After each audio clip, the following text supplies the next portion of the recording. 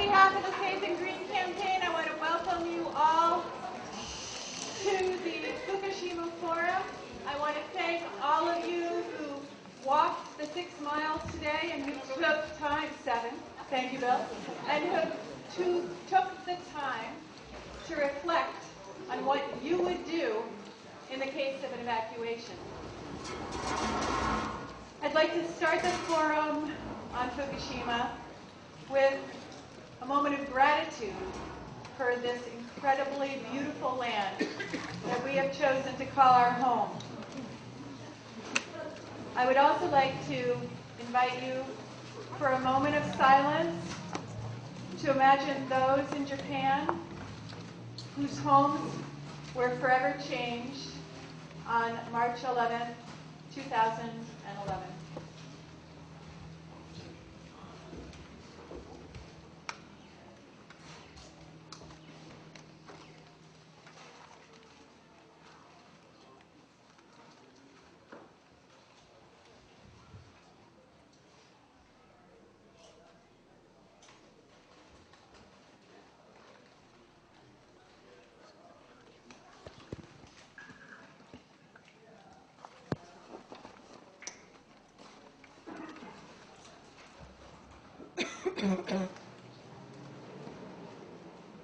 Thank you very much. I'm now going to invite one of our 40 affinity groups that's been organizing in the area. This is the Singing Affinity Group, and they are going to lead us in the Vermont State Anthem.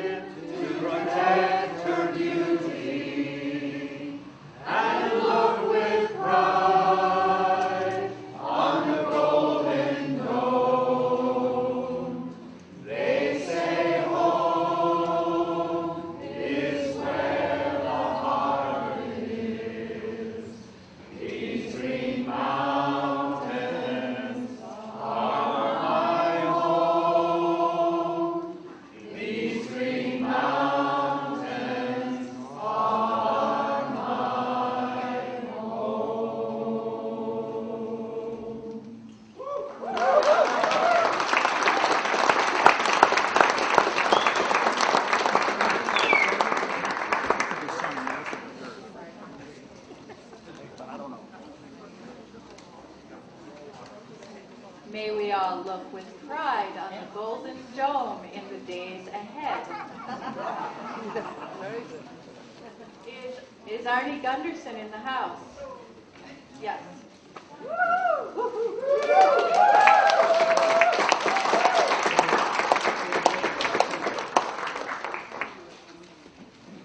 I had to read the introduction to Arnie because he has done so much. Arnie Gunderson has 40 years of nuclear power engineering experience. He is a former nuclear industry senior vice president who earned his bachelor and master's degrees in nuclear engineering from RPI, holds a nuclear safety patent, and was a licensed reactor operator. During his career, Mr. Gunderson managed and coordinated projects at 70 nuclear power plants in the United States. Currently, Mr. Gunderson is the chief engineer and an expert witness for Fair Winds Associates, a paralegal services and expert witness firm founded in 2003 by its president, Maggie Gunderson. It is a paralegal services and expert witness firm that analyzes nuclear engineering issues in the U.S., Canada, and overseas. Arnie Gunderson joined Maggie full-time in 2008. The same year, she also founded Fair Winds Energy Education, a 501c3 nonprofit with a mission to educate the public about nuclear power engineering, reliability, and safety issues. Mr. Gunderson also speaks on television, radio, and at public meetings regarding the lack of adherence around the world to important nuclear safety regulations as his role as a director with the nonprofit Fair Winds Energy Education, founded by Mrs. Gunderson in 2008. Mrs. Gunderson could not join us today due to a car accident caused by another driver and resulting concussion. Mrs. Gunderson is a mediator, paralegal, and journalist. Mrs. Gunderson also has a background in the nuclear industry in reload, core design, and nuclear public relations, where she held a site PR position similar to that of Entergy's Rob Williams or Larry Smith. On a personal note, I have found Arnie Gunderson to be a man not only of wide and deep knowledge and experience, but immense compassion. I think one of the most compassionate things that he has done has made these fabulous videos for people like me who don't really understand science. As a high school teacher, he has figured out how to take very complex concepts and put them into simple English. And I urge you all, or at least all of you science idiots like me, to go and watch his videos on his website, such as How Does a Nuclear Power Plant Work? And so without further ado, Arnie Gunderson.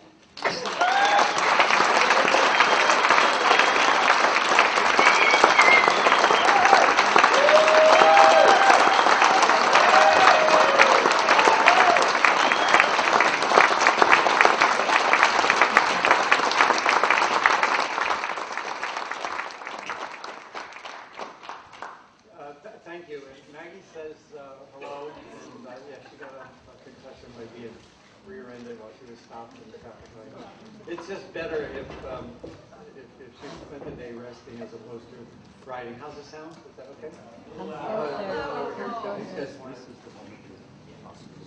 Oh, okay. There we go.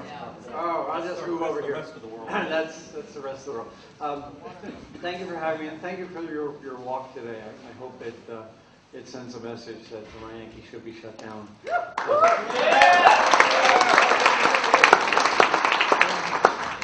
That's not the recommendation of an activist. I'm on record as an expert witness saying that all these Mark I's should be shut down. Matter of fact, Maggie and I were walking about 11 months ago, or 12 months ago, right before the accident. And Maggie said, right before Fukushima, and she said, "Where do you think the next accident's going to be?" And I said, "I don't know where it's going to be, but I know it's going to be at a Mark I." And 2 weeks later, there was Fukushima. And just about this time, exactly a year ago, I was absolutely sure there was a meltdown in progress at Fukushima. And of course, Secretary Chu and the administration in the NRC told people for weeks that it hadn't even risen to the threshold of Fukushima, of Chernobyl rather. So, with that in mind, when I saw that happen, I was an expert on 3 Mile Island, and I saw real serious personal injuries that were totally blown over by the nuclear industry and the Nuclear Regulatory Commission. And I told myself, I'm going to dedicate my life to make sure that Fukushima doesn't get covered up like 3 Mile Island and Chernobyl did. And that's really why we started the website. Maggie had been asking me for years, well, you're pretty good at talking on TV. Why don't you do the website? And I said, nobody wants to listen to me. But what happened was I got called on CNN and a couple other shows, and they were giving me 7 minutes, which by television time is a lot of time, and it just wasn't enough. So I said, okay, you win, let's do videos. So so far, we think, we know at least 8 million people have watched those videos, so in a year, so they're making an impact.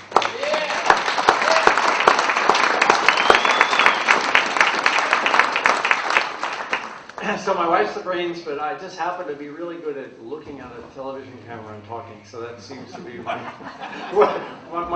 piece of the organization. But with that in mind, I do have a PowerPoint today that I wanted to shoot through, and I'll try to hold it to about half an hour.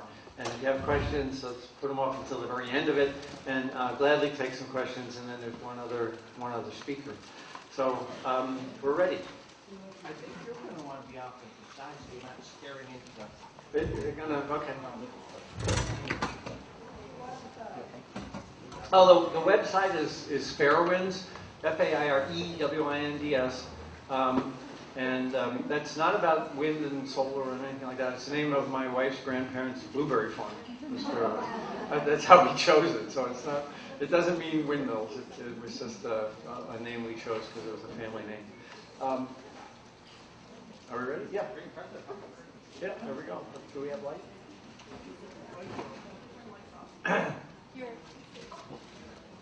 Hang on. It worked before.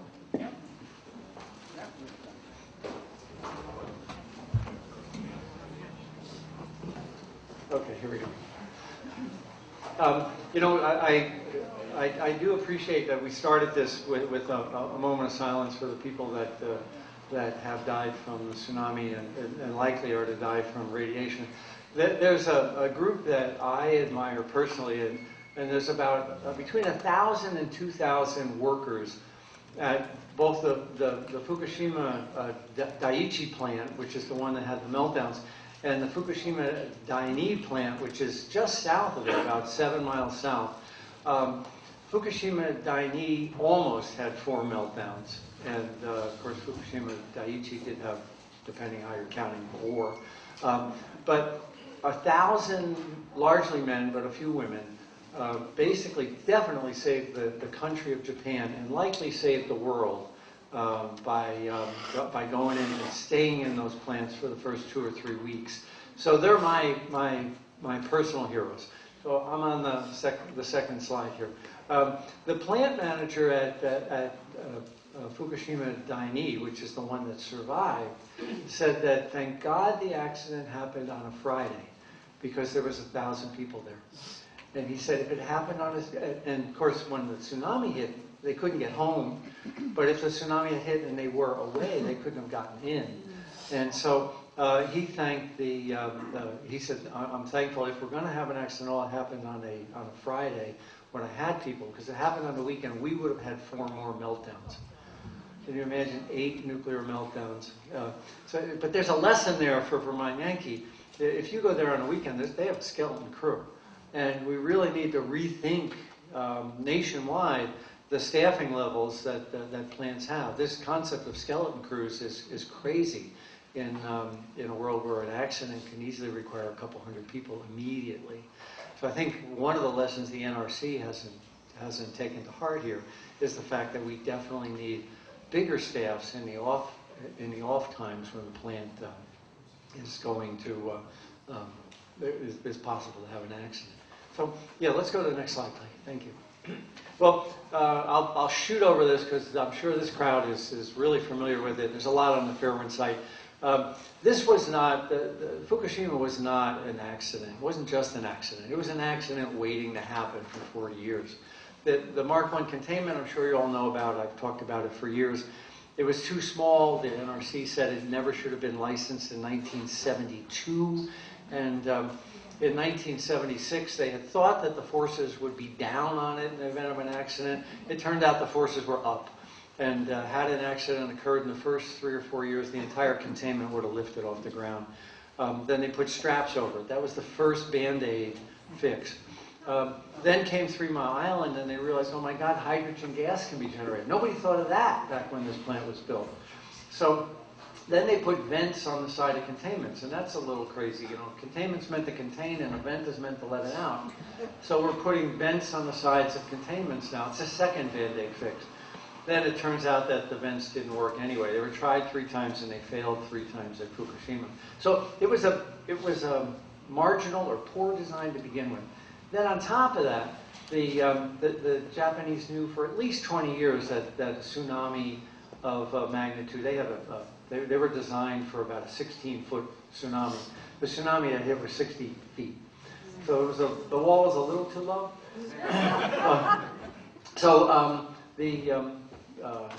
But they knew for 20 years.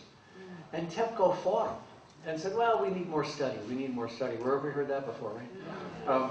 So as a matter of fact, 8 days before the tsunami, TEPCO convinced the Japanese regulator that they needed more study on tsunamis and earthquakes and didn't need to modify the plant until there was further studies. 8 days before the accident, they were still making that argument. So we had a plant that was marginal in a situation that was bound to, not bound to, in the event of a tsunami, it would have been flooded. And we got what's likely to be expected. The question is, how many more are there like that out there? This concept of regulatory capture, where the person operating the plant basically is running the regulator, isn't unique to the Japanese. And when I was in Japan 2 weeks ago, I was telling them that. I mean, don't look to the United States for advice. We've got a regulatory commission that's been captured by the industry. Every single commissioner since 1994 has been approved by NEI, which is the nuclear trade organization. So Congress is basically being run by the nuclear industry. There was a recent dust-up where 4 commissioners got angry at the chairman. The guy who ran that was a guy named Magwood. He was the lead insurgent, Commissioner Magwood. He was opposed by 100 environmental organizations as being biased. And Congress passed them by unanimous consent. So this is Bernie Sanders and Pat Leahy, as well as this was a unanimous consent of appointment. And the industry said, well, Commissioner Chairman Yasko can stay, but we'll make him a commissioner and let's put Mr. Magwood in as chairman. And that almost happened. So to think that this is unique to Japan is we're fooling ourselves. The IAEA is similarly, IAEA is the International Atomic Energy Agency, and you'll hear it referred to as a UN watchdog. Article 2 of its charter is to promote nuclear power. So all of this is in, I wrote a piece for Greenpeace, and it's on our website. It talks about the concept of regulatory capture. Okay, next slide. So the earthquake happened, and there's a myth that you'll hear all the time, that the plant has safely shut down. And that's not really what happens. In a nuclear reactor, within about 5 seconds, the nuclear control rods either fall in from the top or shoot in from the bottom, and the chain reaction stops. But after a uranium atom splits, these pieces, the fission products, stay physically hot for 5, 6, 7 years. So 95% of the heat goes away. That's what they call safe shutdown, but 5% stays. Now 5% doesn't sound like a lot, but in a nuclear plant like Vermont Yankee, 5% of the power is equivalent to about 250,000 horsepower. So, and the size of a core is 12 by 12 by 12. So it's about twice this high. So put 250,000 horses in a box that size, and you can imagine they throw off a lot of heat.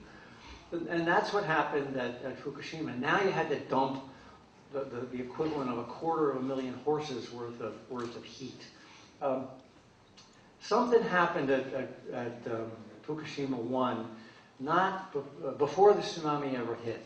They're still trying to figure it out, but the radiation levels got really high really fast at Fukushima 1, and within the reactor building and at the fence posts.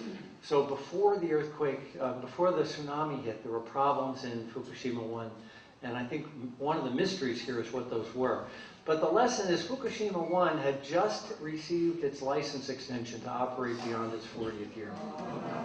1 month before the tsunami hit, the regulators allowed Fukushima 1 to continue to operate for another, they go by 10-year intervals over there. So they allowed them to go from 40 to 50. So 1 month into its license extension, an earthquake hit. And the earthquake was what it was designed to handle, about a 7.9. Not a 9. The 9 was offshore, but 7.9 at the plant. And something broke and no one knows why. And there should be a nagging question in the back of our regulators about what does that mean about the seismic calculations that went into a plant like Vermont Yankee? And that question is not yet being asked. But so before the tsunami ever hit, there were problems on the Fukushima site. Next slide. So then the tsunami hit, and I'm sure you've heard that the diesels got wiped out and had no power, and that's true. But the bigger problem, and I said this on John King the first week, and finally the industry's starting to pay attention, was that the pumps along the water were wiped out. So even if the diesels weren't flooded, diesels need to be cooled, just like the radiator in your car. The pump that cools the diesels was destroyed. So even if the diesels had been on top of the Empire State Building, they would have had a meltdown in Fukushima anyway, because these pumps along the ocean, called surface water pumps, have been destroyed. And we call that loss of the ultimate heat sink. They also cool the nuclear reactor. That would be a nice thing to do, you know. So it's not just about the electricity to turn the pumps, it's getting the cooling water pumps in. The tsunami destroyed that. Every plant in the world is subject to that same problem.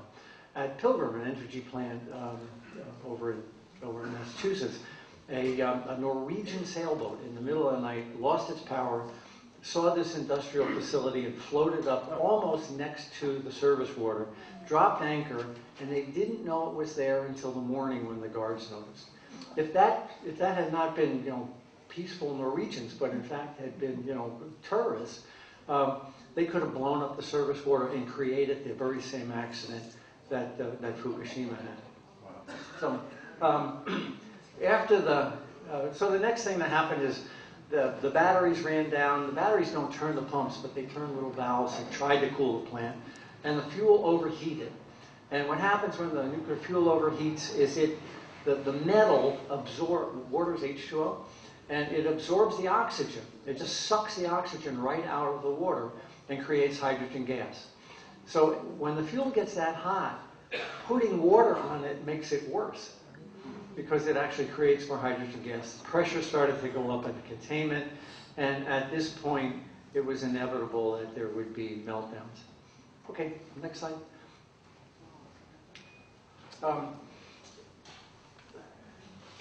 Okay, the containments all started to leak. And now these containments were fitted with vents, just like Vermont Yankee was fitted with, but the vents required electricity, and there was no electricity. So they sent very brave men down to turn these valves, to open up these vents. The valve required the valve to be turned 300 times before the vent would open. So you think about it now, you're in a high radiation zone wearing a suit, probably a Scott air pack on your back, you know, covered face, middle of the dark, an earthquake has just happened, there's rubble everywhere, and oh, by the way, it's very radioactive. And you're expected to go down and turn these valves and open them. And then afterwards, you're expected to go down and close them. Now, this is what this hardened vent is all about. They failed. They were tried 3 times, Fukushima 1, 2, and 3, and they went 3 for 3. They failed 3 times out of 3 times. Okay, next slide. So this is what a Mark I reactor, just like yours down the street, looks like. This is Fukushima 1. Less than 1 day after the accident, it exploded. Hydrogen was leaking out of the containment. And there's a long discussion on the website about how that happened. And it just takes a spark at that point, and the unit blew up. And then 2 days later, next slide, this is Fukushima 3 blowing up. It was a much more violent reaction, and through rubble 3,000 kilometers, about a half a mile high. Again, it was vented, and it still blew up. Next one. This is Fukushima 2. It looks like it's intact. But you see that box right here? That's a blowout panel that blew out. And the steam that's coming out indicates that the containment failed as well. Another mystery here is how that containment failed. But it looks like there was some sort of an internal explosion that caused the containment to rupture as well. That's Fukushima 2. Next slide. And this is Fukushima 4. Fukushima 4 had no reactor operating, and there was no fuel in the reactor. And this is the most dangerous reactor of all. All of the fuel is in the spent fuel pool on the roof. This is the reactor that could still cut Japan in half today. If there's a seismic event that drains that pool, there will be a Zircon reaction, and if the wind is not blowing out to sea but blowing across the island, it will cut Japan in half. This is much less bad than Vermont Yankee. This plant had 7 years or 8 years worth of nuclear fuel in the reactor building, in the spent fuel pool, on the top there. Vermont Yankee's got over 30 years of fuel. There's as much cesium in the Vermont Yankee pool as was ever released in every bomb that was ever tested in above-ground testing throughout the world. And it's sitting in the pool on the top without a containment at Vermont Yankee today. Mark I containment again. Next slide. Okay, quick lessons learned. Inadequate design basis. It sounds so clean, but what it means is that we, I don't think any human being can really anticipate the worst that Mother Nature can throw at us. And I can absolutely assure you we will not get a 65-foot tsunami coming up the Connecticut River. But we will get something. And then when you try to design against that, the cost gets up to the point where it's prohibitive. And so it really boils down to, let's pick a number that's low enough that we can afford to build this nuclear plant. And in my mind, I think Fukushima has showed us that that's a poor way of designing nuclear power plants. The seismic problems on Unit 1, something happened and nobody knows why. Loss of off-site power.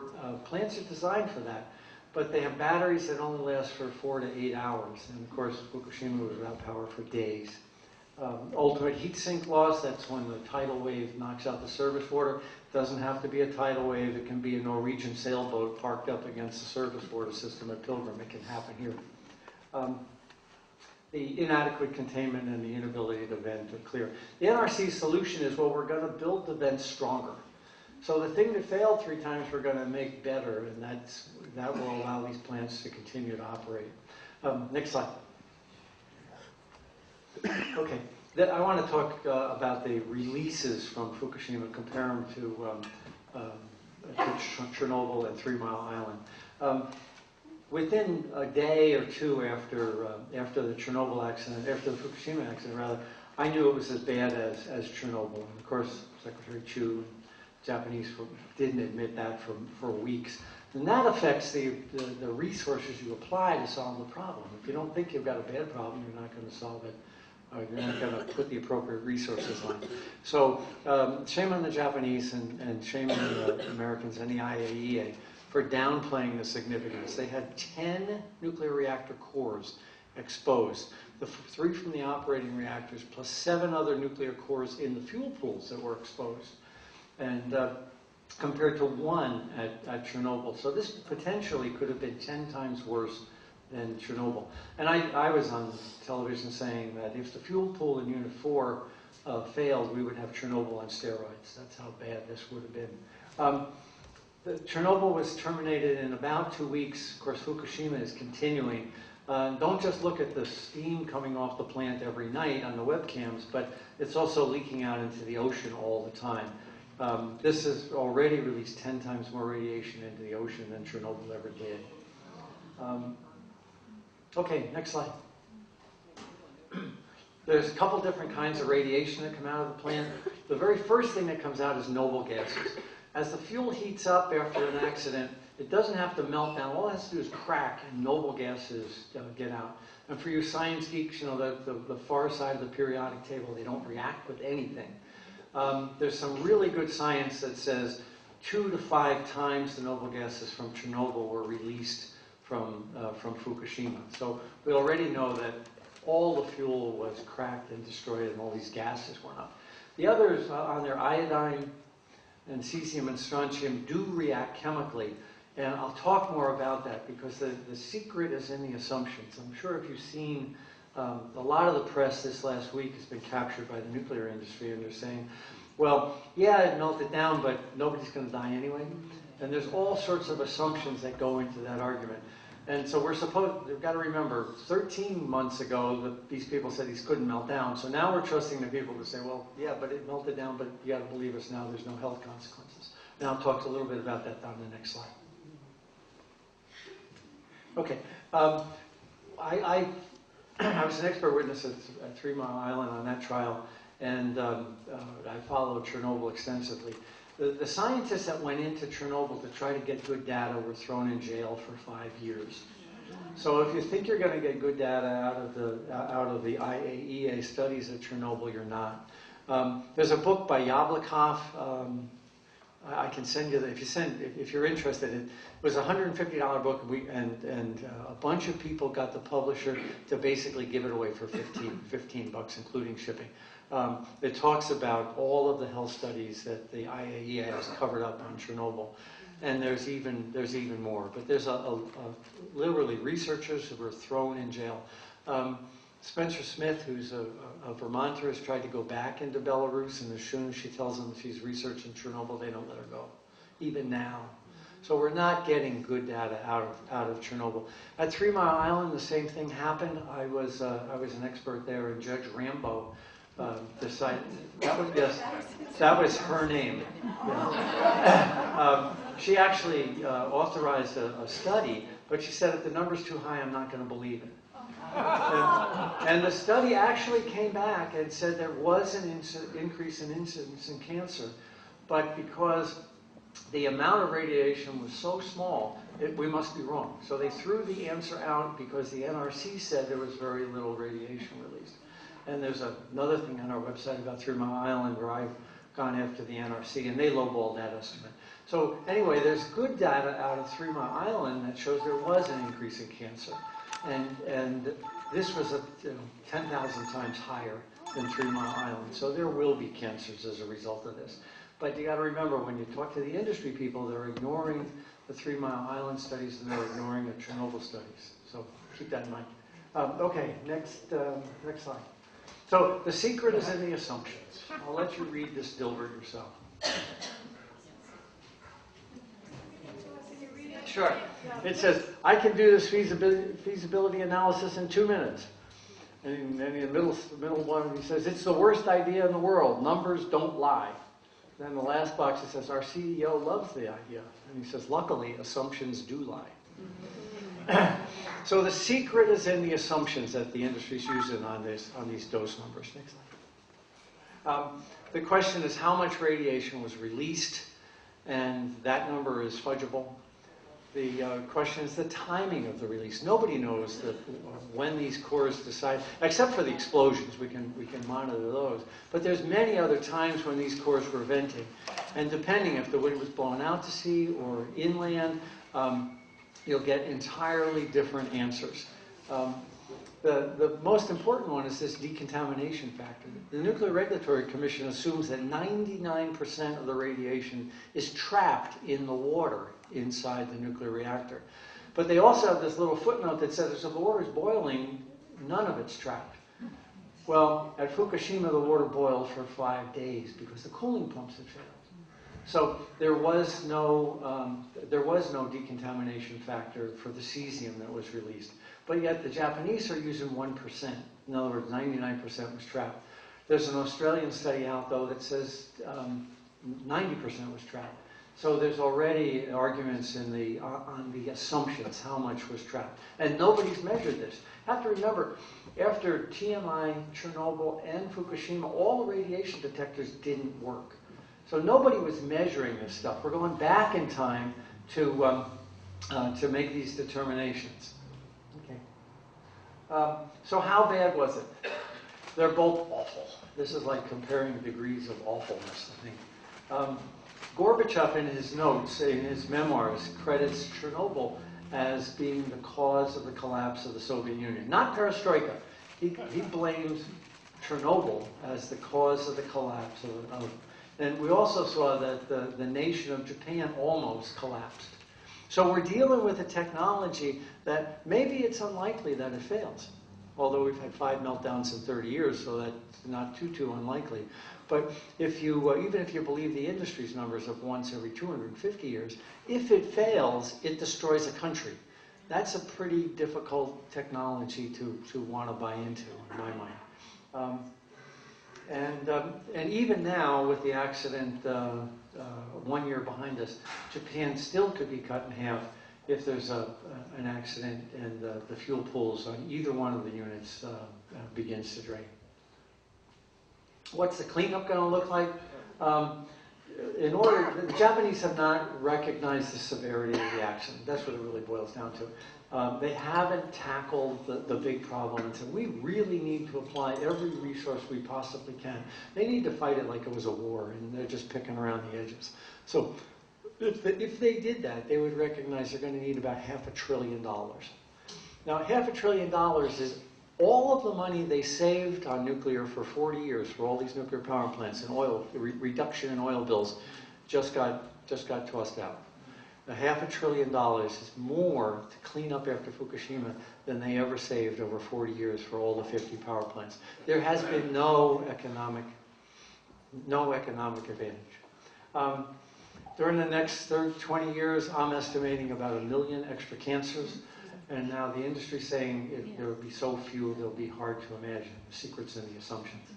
And then, well, I guess we can skip the rest. Let's give me the last couple slides here. There is a future for Japan. Japan can actually make some money on this. If the old paradigm of central station power is a 20th century paradigm. We needed central station power in the 20th century because we didn't have a way with computers to move the load. In the 21st century, we can go with distributed generation and things like smart grids, vehicle-to-grid technology, and things like that. If the Japanese decide to do it, they could be the first nation to become a 21st century grid, and then they could sell out to the world and make some money on it. So there's an opportunity side to this crisis that I hope the Japanese will take. Next slide. So my takeaway here is that what I learned in my progression over 40 years has been from pro-nuclear to, well, I need nukes, but I don't trust the Nuclear Regulatory Commission. And even a year ago, right before the accident, I was telling people, we never should build a coal plant. We should focus on renewables, but if we can't, we should still do nukes. I was saying that 13 months ago. What this has convinced me of, we are not smart enough to anticipate what Mother Nature can throw at us. And that's what's pushed me over the line.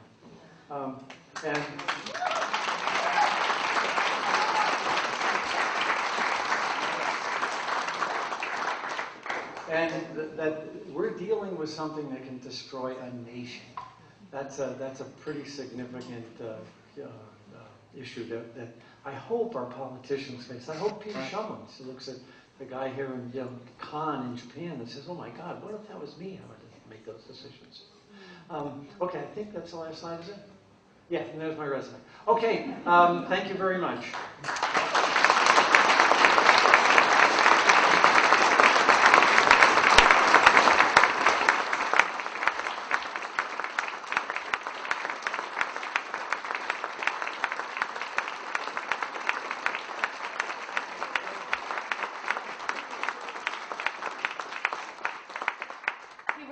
Arnie about 10 minutes to answer questions, but first we have a public service announcement.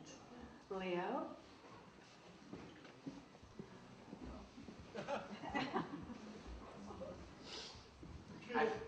Hi folks. I'm Leo Schick from Brattleboro and from the Safe and Green Group, and I want to thank everybody for coming, especially thank the walkers, thank Arnie and Chiho. Today cost a little bit of money, renting the hall, going to give our folks some travel money, some of the publicity around the event, and the food, of course. So I'm going to pass these 2 bags in each half of the room, and I hope people can dig deep, $5 or so for the food, more if you can, less if you can't. Nobody has to give anything, but we really hope we can pay for this event and maybe have a little bit left over for our campaign to close Vermont Yankee. How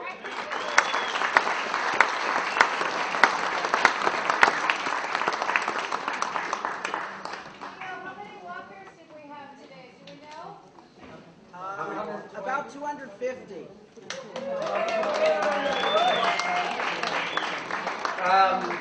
I'll take 1, 2, 3, and we'll worry about that after. Go ahead, 1. Can you talk about the health effects of the carbon radiation? You talk about noble gases. Yeah. Cesium, but you really say. Yeah, the noble gases bombard you externally with gamma rays. Quiet, please. But then they're also absorbed in your tissue through your lungs. Xenon is a tracer gas that they use in hospitals and it's fat soluble. But the people in the northwest of the accident had concentrations in the air of 1,000 disintegrations per second in a cubic meter for 5 days. So they were exposed to a constant rain of now the iodine goes to your thyroid. The Japanese were slow in getting the iodine pills out. And the xenon, the cesium is a muscle seeker. So the fatty parts of meat will have the cesium, and it also goes to children's hearts, which is that concept of Chernobyl heart. A lot of heart disease after Chernobyl. Strontium goes to your bones and causes leukemia. So they, depending on the kind of cancer you get, you can try roughly to figure out. But the other question is, the people are going back into these zones because the government says the dose is less than 2 rem a year. 2 rem a year is 4 times higher than the average person in Vermont Yankee gets in a year. And these are civilians as opposed to willingly taking that risk. And that's an airborne exposure at a meter. A kid is closer to the ground and also ingests a lot of hot particles. So my advice to young families is don't go back. Old people like me, I'm going to die of something. Before the cancer gets me, I'm going to die of something else. It's okay. But don't risk your kids. Yeah. Yes. Excuse me, but I've just come off the walk with Japanese survivors of Fukushima, and my understanding from the walkers, my name's Amelia Sargent, my understanding is that the Japanese have a campaign underway, right? 52 out of the 54 reactors, is what I'm hearing, are shut down right now in Japan. I also hear that there's a campaign underway, Sayonara Nuclear Power. September 19th, 60,000 people gathered, and these demonstrations are being repeated, and there's a campaign well underway to collect 10 million signatures, Japanese signatures, to permanently close all 54 reactors.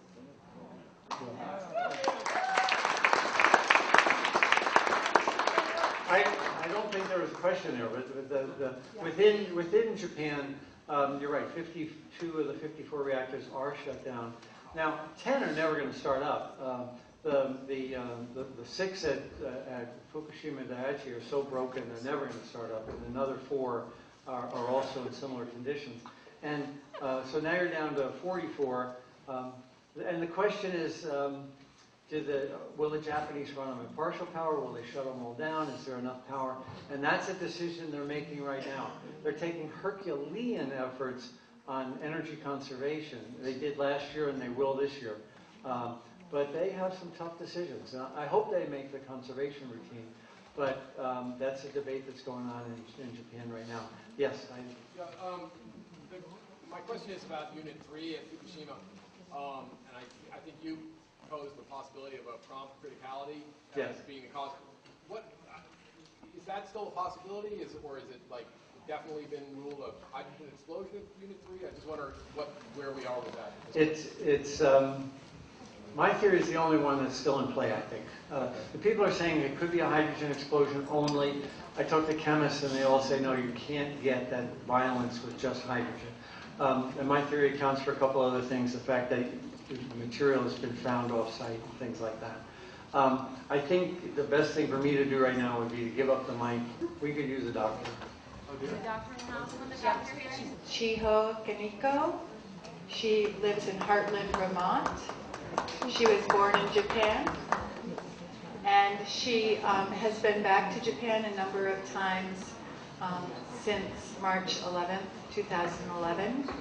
And in addition to, in the past being a writer, she is also an artist. She's a very passionate speaker, and we feel very lucky to have her today. And I know Arnie Gunderson actually has a gift for her to start.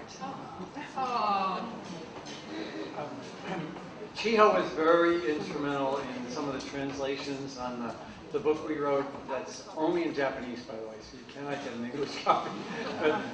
And I wanted to give her a copy of the book signed by Maggie and I.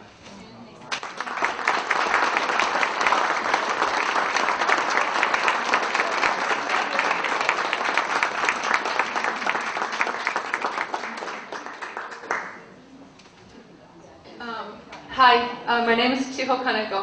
I don't know where Leslie got the idea that I'm a passionate speaker. I'm not a speaker, and especially when Saban Green asked me to talk today, I just was not sure if I was able to do it because the situation in Japan is very chaotic, and I didn't know if I could do justice to the totality of all that.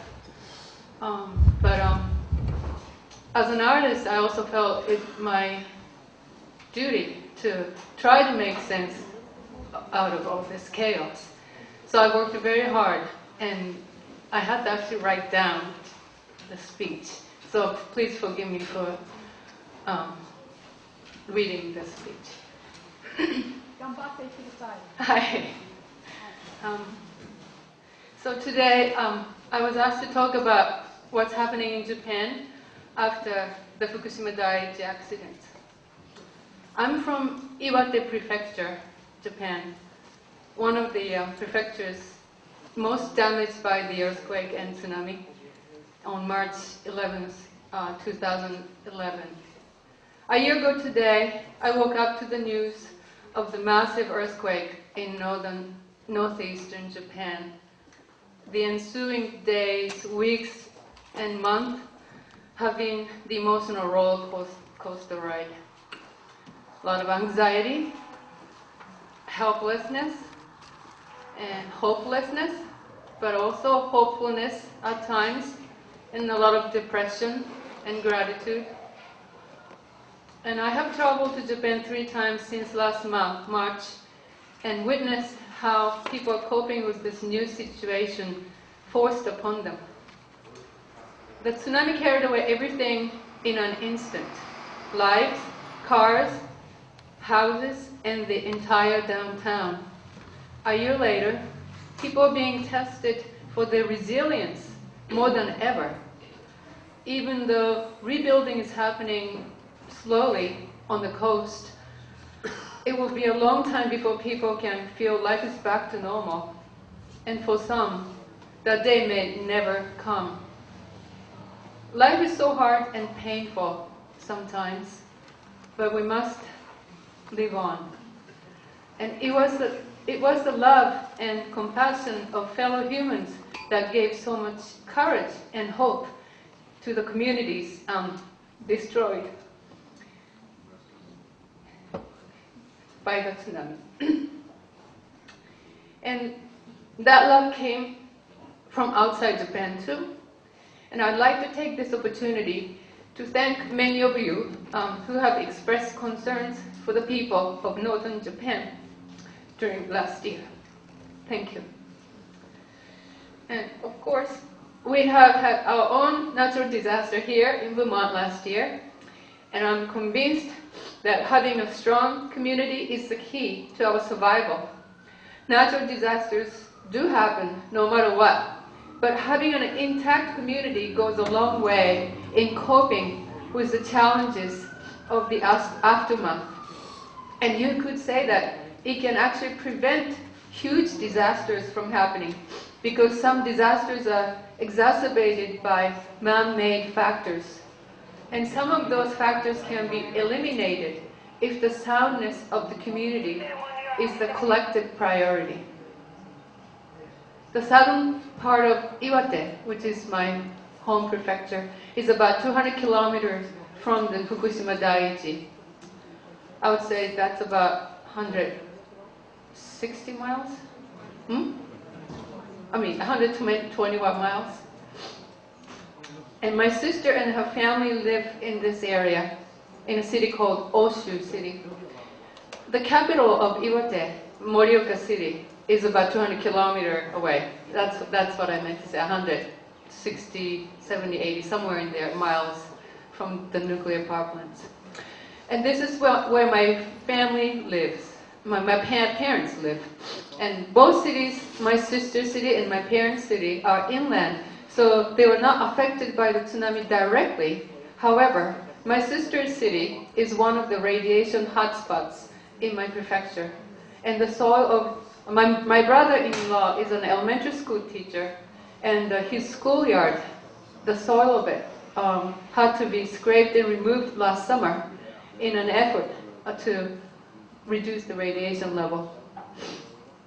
My sister's city, Oshu City, is famous for its brand of Maesawa beef, and it was banned from the market from July to August last year after the feed hay was found to contain high level of cesium. Last month, dried shiitake mushrooms cultivated in her region joined the list of banned agricultural products. And just the other day, I think this was news in early March, the prefecture, my prefecture, conducted urine testing of some 3 to 15-year-olds, and the number of testing slots was limited, but the government was inundated by the applications from parents who were concerned about internal radiation exposure of their children. Of 132 samples tested, including 36 samples from my sister's city, 119 samples, that is 90% of all samples, contained cesium-134 and 137. If you believe, as I do, that any amount of radioactivity in one's body, and especially in children's, is unnatural and therefore unacceptable, you would understand how serious this is. I saw my sister last month, a couple weeks ago actually, in Morioka City. She, her husband, and her children, my 11-year-old niece and 8-year-old nephew, all looked great. There hasn't been much change in their life. Children still play outside and do whatever they are used to doing. My sister told me that although some families moved out of their community, out of her community, out of radiation concern, she has concluded that worrying about radiation is more detrimental to their well-being. Well, after all, her family's food comes mostly from local sources, including her mother-in-law's garden, and I sense that she's trying to balance many factors: concern about her young children's health, responsibility to behave calmly and properly as a parent and as a school teacher, physical and economic feasibility of sourcing food from afar, and sensitivity toward local farmers who would go out of business if consumers like her reject their products based on radiation data, or worse, out of speculative fear. During my 3-week stay in Morioka, I found myself not being able to express my concern about the food put in front of me by others. It was partially an act of solidarity, but it was also due to confusing and conflicting information about what is safe and what is not. Or simply due to lack of information. You don't know how badly contaminated your food is until you test it. And most people don't even want to know. It is a form of coping, I suppose. But anyway, I took some small comfort in knowing that at least seaweed that I was eating in Japan was harvested before the Fukushima Daiichi accident. And it's not that easy for someone like me who is in the area temporarily, that is, I have a place to go back to in Vermont, to openly express ambivalence about their food. An unexpected thing happened actually just a few days before I left. My mother's cousin's son, it's my mother's cousin's son, it's sort of a little distant relative, I guess. Mr. Kudo visited my parents. He's a dairy farmer who is in his 60s. He brought us as a gift a bag of his own rice and a 2-quart bottle of fresh unpasteurized milk from his cows. While we were chatting over coffee, I politely asked, so you must be feeling relieved that you're exempt from the turmoil of cesium-contaminated grass and hay because you are even farther north of us. And he said, well, in fact, it's in our grass too. I didn't know what to say, and I just stared at him. And he continued, we test the milk twice a month, and so far the radiation level in the milk is below the government set temporary limit. Now, you have to remember that the temporary limit was set last year after the accident. And it was set very high, because otherwise there was no way that the food would getting passed through. So, but come April, he said, the limit will be lowered to more realistic numbers. Then, so who knows what will happen? I mean, his milk might not pass the test. And he said, I have to till in the soil of the grazing field and sow new grass seeds this year. That means he'll have to buy feed instead of letting his herd on his pasture this year. Maybe next year. Maybe, who knows how long. And this is but a small example of what's happening in Japan. And as you can imagine, the situation is a lot worse in Fukushima. It is said that 100,000 people are displaced in Fukushima, while some of them are temporarily living in other towns within Fukushima. Estimated 60,000 people went outside of Fukushima. This includes many women with small children. Often, husbands of those women chose to stay in Fukushima for job reasons, primarily. That means they maintain 2 households. The family is united maybe 2 weekends a month. As the separation prolongs, some families being separated for 10 months, stress and fatigue mount. What's worse, in many cases, these women are considered to be voluntary evacuees, means they're choosing to go out. That means they don't get much support from the government. They are constantly pressured from their husbands, their in-laws, or their friends to return home. A huge gap is created between people who remain and people who leave. Mothers who left want to protect their children, but they feel guilty for breaking the unity of the community and family. They feel guilty for stigmatizing their own hometowns. They feel guilty for being perceived that they are financially better off enough to relocate on their own, even though that's not always the case. Some mothers chose to stay, and they struggle with a different kind of guilt. A guilt that they are putting their children at risk. They suffer now, and they'll probably suffer for the rest of their life. There are many cities and towns outside of the evacuation zones where radiation levels are several times higher than your own NRC's dose limit for individual members of public. That is 1 millisievert per year. Fukushima City, with population over 280,000, which is the capital of also the prefecture, is among those cities. So are Nihonmatsu City, which is a sister city of Hanover, New Hampshire, and Koriyama City, which is Keiko's hometown. Now, some of you probably remember Keiko Kokubun, who's a resident of Salisbury, Vermont, who spoke, I believe, in Vernon once. Keiko went back to Koriyama last Tuesday, for the first time since the disaster. Her initial emails to me upon arrival revealed so much conflict within herself. Keiko, who has been one of the most steadfast voices against nuclear power for the past 6 months, found herself overwhelmed by the social pressure to keep quiet about her fear of radiation and the anger she feels toward the government and TEPCO.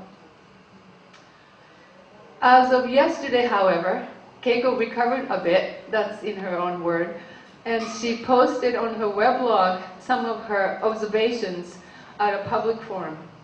She posted another one this morning and about the massive demonstration that took place on March 11th, which is last night here.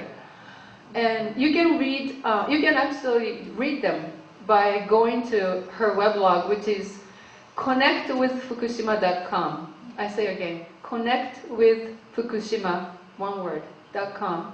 And you click part that says News Flash. Most of the people in Japan would agree that the government has been trying to cover up the facts and downplay the seriousness of what's going on at the Fukushima Daiichi. However, some choose to cling to the more optimistic evaluation of the radiation levels in the air, soil, water, or food. And even some people from the most contaminated areas hold out hopes of returning to their homes soon, say in 2 years. These rosy views go hand in hand with governments and TEPCO's desire to get out of the responsibility. We must keep our eyes open to the reality of a nuclear disaster. Here are some of the facts. In the village of Itate, or as far as in the city of Date, which is 50 kilometers away from Fukushima Daiichi, but 30 some miles away, dairy farmers are experiencing a sudden surge of miscarriages and stillbirths of their herd since last year's accidents. In the town of Namie, which is now part of the no-go zone, 125 people died from tsunami. Well, a firefighter is tormented today for not having been able to rescue some of them who were still alive under the debris. He heard their voices in the dark on the night of the 11th, but by the morning of March 12th, his mission was changed from search and rescue to assisting the emergency evacuation. So he had no choice but to abandon the people under debris.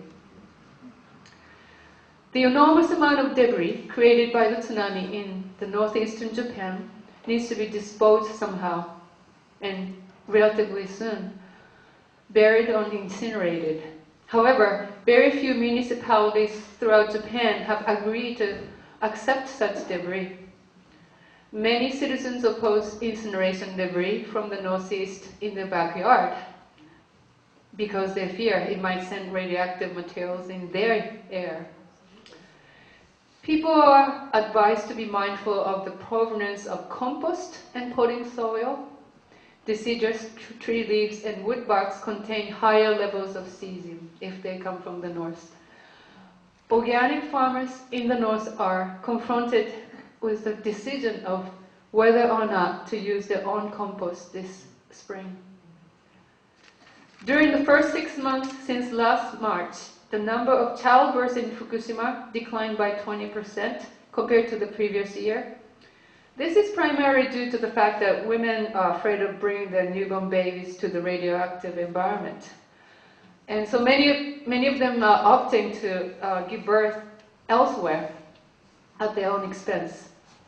Also, many young Fukushima women today feel a sense of resignation that they should never have children. Like high school students are saying these things. A tsunami wipes out towns in an instant. A nuclear disaster, on the other hand, is hard to see at first. You cannot see radioactive particles, you cannot smell them, nor taste them. They quietly seep into every nooks and crannies of your life. They descend on your mind, They sow seeds of discourse among family members. They destroy communities.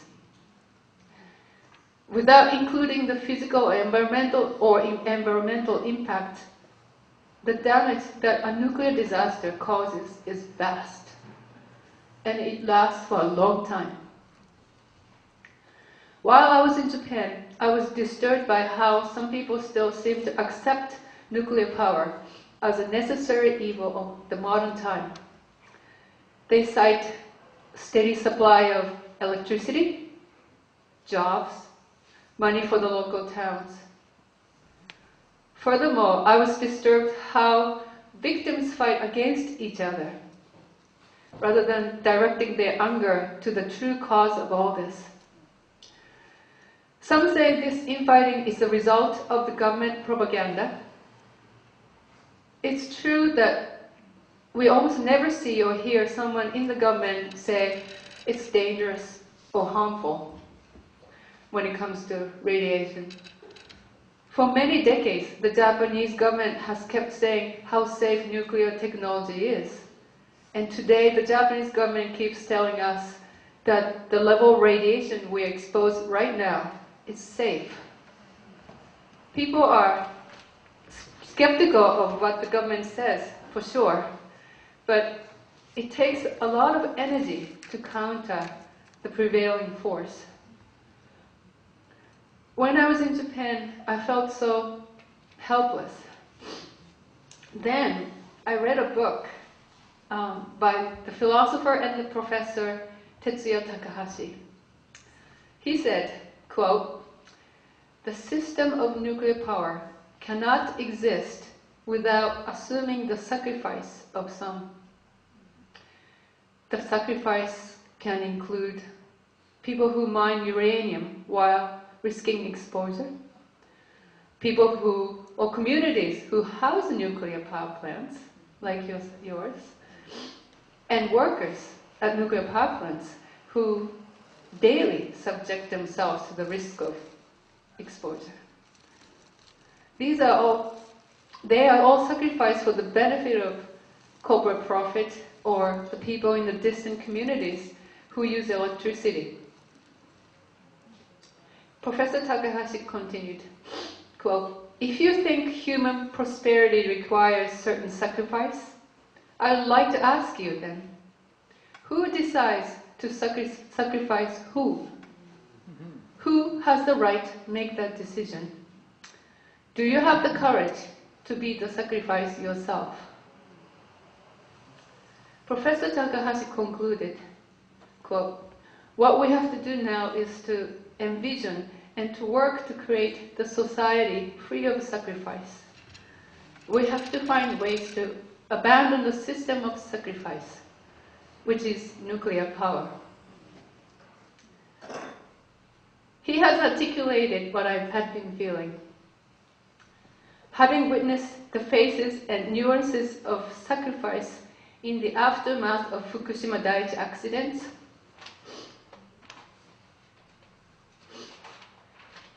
I feel so clear in my mind that we have made a mistake by allowing nuclear power to exist.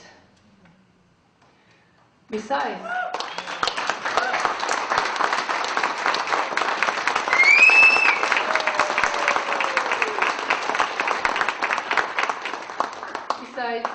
nuclear power has the potential actually to destroy, therefore sacrifice all of us on the earth. Whether in Japan or in the United States, I'd like to emphasize that it is our fellow humans who work at the nuclear power plants. They are our neighbors and friends.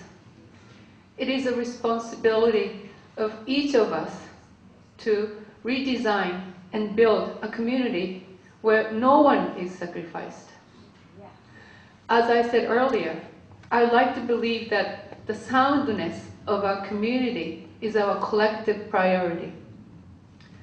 Because being part of a healthy and intact community is crucial for our survival in this ever-changing world. It is our only hope. And I do not want to lose sight of this hope. Thank you.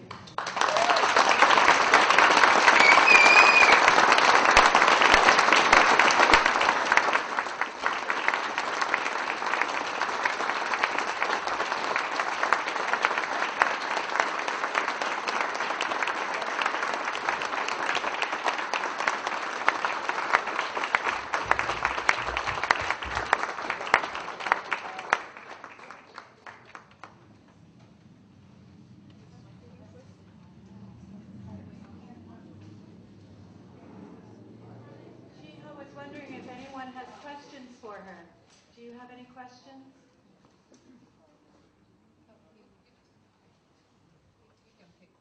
Okay, Andy has a question.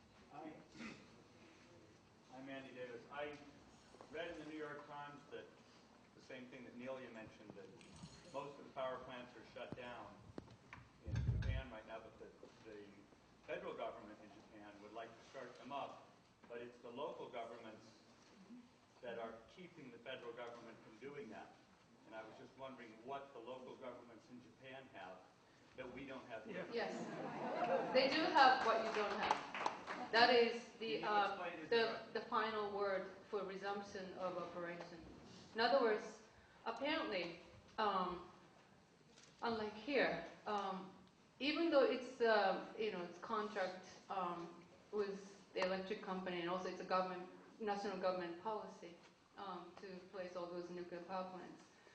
For some reason, I guess historically, there's an agreement that it requires that the operation of nuclear power plant requires the consent of the local government, and which is actually grounds up, true form of democracy, because people who house the nuclear power plant should be the one to say yes or no in the first place.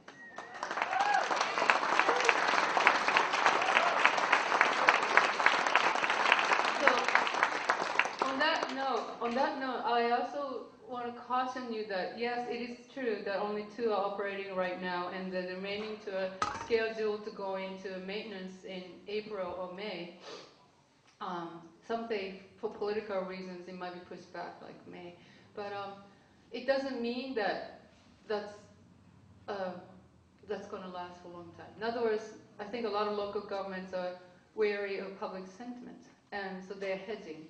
But as soon as the temperature cools down, and people's sort of argument about anti-nuclear, whatever, some local municipalities are poised to start because they need the money from the government. So that's the reality. Wouldn't it seem that the United States, in the interest of the whole planet, should be doing all we can to help? Why is the United States doing anything? Everything should be help. Figure out how not to do this again. Just figure out, for the future of the whole planet, that every country in the world should be devoted.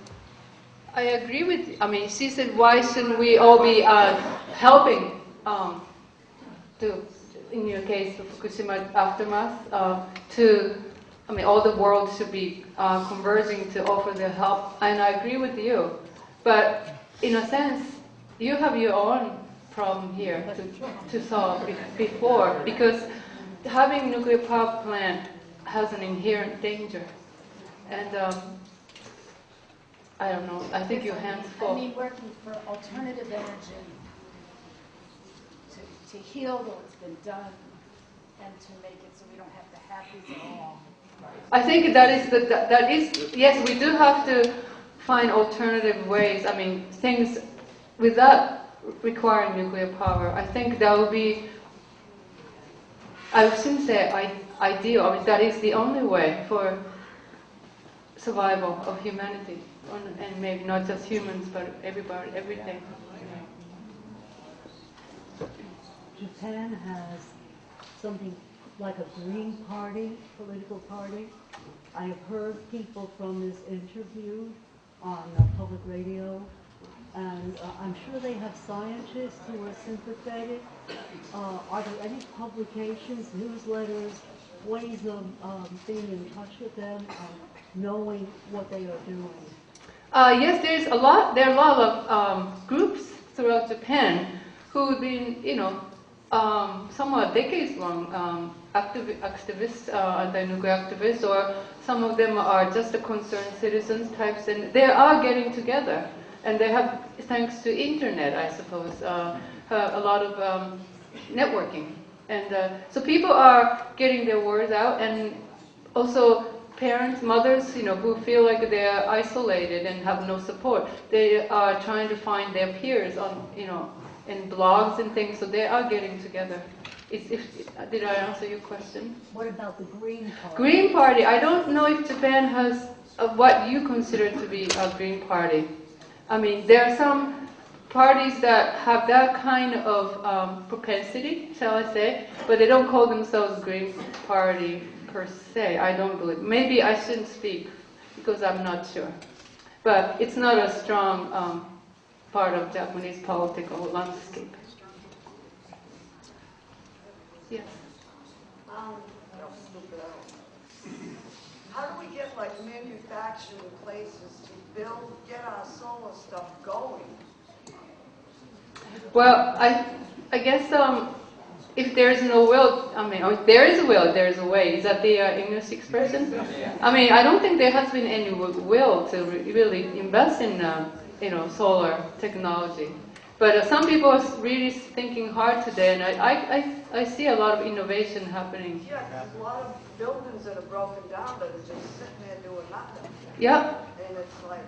Well, in my town, Heartland, we have this loose group called Solar Heartland, and the idea is that maybe some neighborhood people getting together, and they have mini electric power sort of consortium, if you will, and they could have just a community, just a neighborhood-based solar farm or something. Right. I mean, anywhere in Vermont there's empty buildings, You could do it here. I do think, yes. Thank you. So.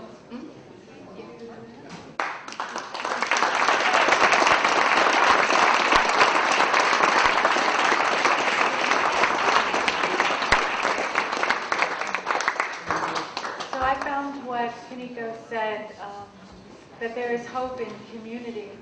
I think we manifested that today.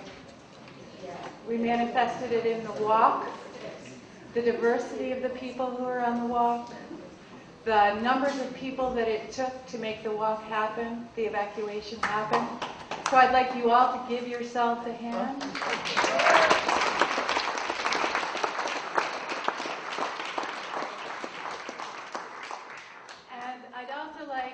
All the folks who planned both the evacuation march today and the forum today to please stand up, whether you schlepped pizza or you climbed trucks or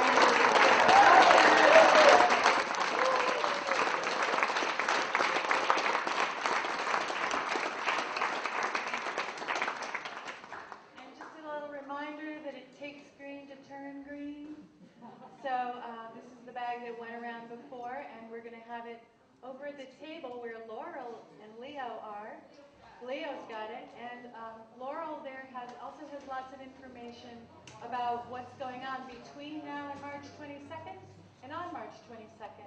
And if you don't know what March 22nd is, please go talk to Laurel. So thank you all very much for coming out today. Anybody who feels like hanging out to help clean up, we'd really appreciate it. And I'm sure that we will see each other on the streets, in the courtrooms, in front of the State House, and in places of learning like this again. Thank you very much.